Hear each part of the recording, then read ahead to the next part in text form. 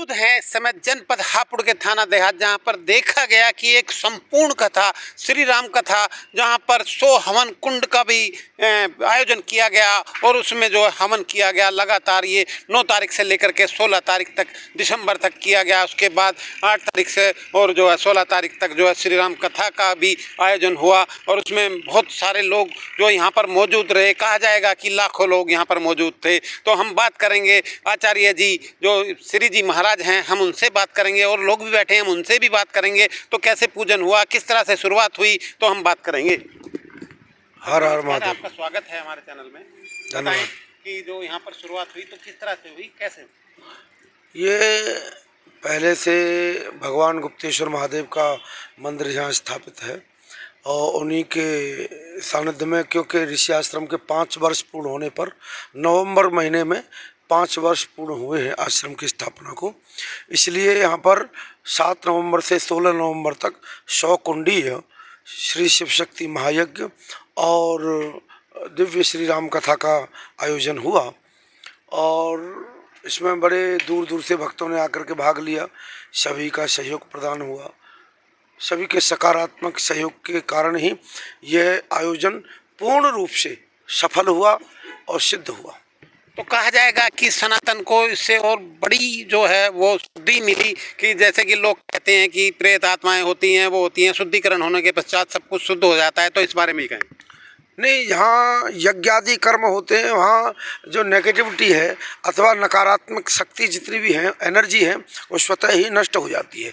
यहाँ का ही नहीं, हमारे गांव ततारपुर का ही नहीं, अपितु लगभग 100-200 किलोमीटर के दायरे में जहाँ जहाँ तक ये यज्ञ की जो वायु के माध्यम से जहाँ तक भी धूम्र आदि गया है, वहाँ तक वहाँ का वातावरण स्वतः ही सिद्ध और पवित्र हो गया, नेगेटिविटी नष्ट हो गई और जो प्रेतात्मा इस तरह की जो बातें हैं वो स्वतः ही नष्ट हो जाएगी, क्योंकि वेदों में बड़ी शक्ति है और वेद मंत्रों के द्वारा ये क्रम किया गया है।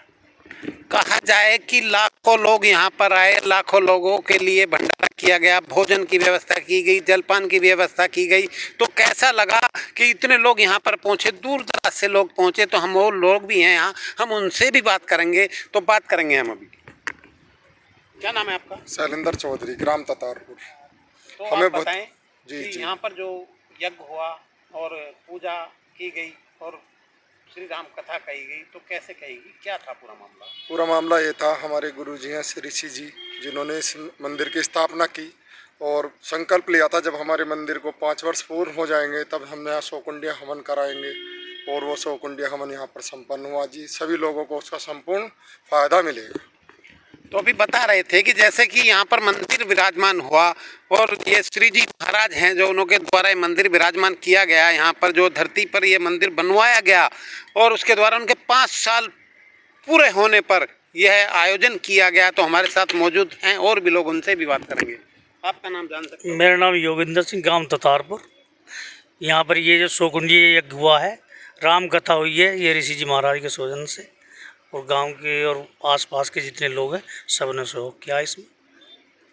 तो अभी हम बात कर रहे थे, अभी हम बात करेंगे कि यहाँ पर जो है कहा जाता है कि उत्तर प्रदेश की पावन भूमि जनपद हापुड़, जहाँ पर श्री श्री 1008 गुरु ऐसे लालपुर गद्दी हुआ करते थे कभी, तो उसी तरह से यहाँ पर भी नाम लिया जाने लगा है ऋषि जी महाराज जी का। तो हम उनसे एक बार बात करेंगे कि ऐसे संत यहाँ पर भी हुए हैं, तो इस बारे में क्या इनका आगे का आयोजन होगा, क्या होगा, हम बात करेंगे।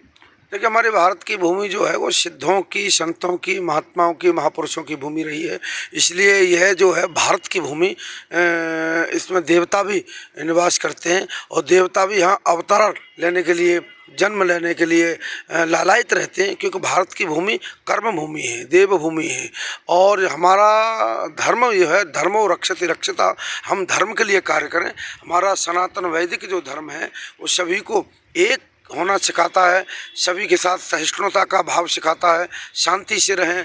और हमने जो प्रयास किया नर और नारायण दोनों की सेवा हो, तो नारायण की सेवा आहुति दे करके की गई और नर की सेवा यहाँ भंडारा प्रसाद, कोई भी आए बिना प्रसाद के न जाए, ऐसी व्यवस्था हमारे गांव के, हमारे कमेटी के सभी लोगों ने बड़े सुव्यवस्थित तरीके से की। तो हम नमस्कार करते हैं ऐसे संतों जिसने इस पावन धरती पर ऐसा शुभ कार्य किया। और कहा जाएगा कि ऐसा कार्य कि जनपद हापुड़ में जो गंगा जमुना के बीच में ऐसा कार्य हुआ, 100 कुंडीय हवन जो किया गया, उसके बहुत भरा असर पड़ेगा इस पर धरती पर जो सनातन धर्म का नाम होगा। तो मैं सुंदर शर्मा आदेश के साथ TV 100 हापुड़ से।